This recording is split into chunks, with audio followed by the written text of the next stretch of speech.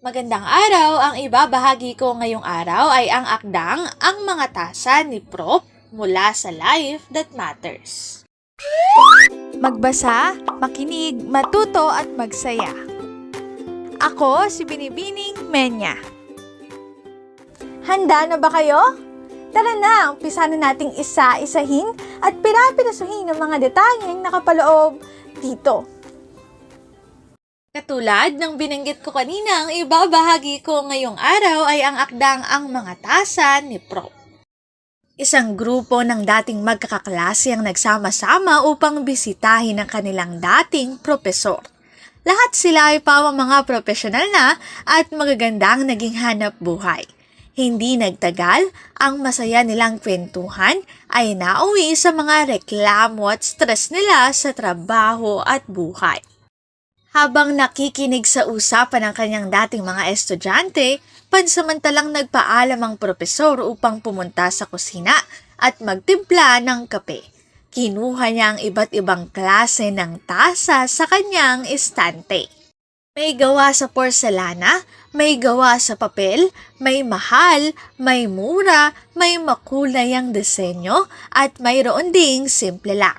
Pagkatapos ay inilabas niya ang mga tasa na may kape saka inialok sa kanyang mga estudyante.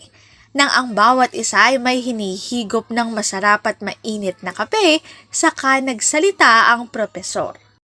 Kung mapapansin ninyo, ang lahat ng mamahalin at may magagandang disenyo na tasa ang pinili ng marami sa inyo para pagkapihan. Naiwan ang mga mumurahin, luma at di kagandahang tasa. Normal sa tao na piliin lagi ang pinakamainam.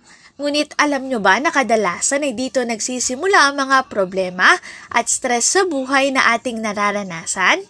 Ating pakaisipin na ang tasang hawak nyo ngayon ay walang maidadagdag sa kalidad at lasa ng kape na inyong iniinom. Ngayon, mga minamahal kong mag-aaral, isipin nyo ito. Ang buhay ng tao ay ang kape. Ang inyong trabaho, pera at posisyon sa lipunan ng tasa. Ang tasa ay kasangkapan lamang para paglagyan ng kape. Kung minsan kapag masyado tayong focus sa tasa, nakalilimutan nating ma-enjoy ang kape. Namnamin nyo ang kape, huwag yung tasa. Madalas, ang pinakamaliligayang tao ay hindi yung mga taong nakuha ang lahat ng pinakamainam sa buhay. They just make the best of everything. Namumuhay sila ng simple. Nagbibigay, nagpapatawad at nagmamahal ng walang hinihintay na kapalit. Hindi masamang i-enjoy ang maiksi at hiram nating buhay paminsan-minsan. Ngunit, kapag sa trabaho at kaperahan na lang umiikot ang buhay mo, baka kailangan mo muna ng break at uminom ng mainit na kape. Narito ang mga aral. Una, huwag masyadong pahalagahan ang mga bagay sa mundong ito. Ikalawa, higit na mahalaga na ma-enjoy ang buhay. Ikatlo, mamuhay ng simple, maging mapagbigay, mapagpatawad at matutong magmahal ng walang hinihintay na kapalit.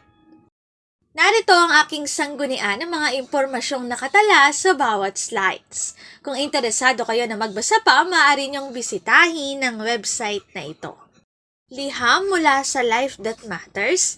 Dito na nagtatapos ang aking pagbabahagi. Sana ay marami kayong natutuhan. Muli, magbasa, makinig, matuto at magsaya. Ako si Binibining Menya. Paalam!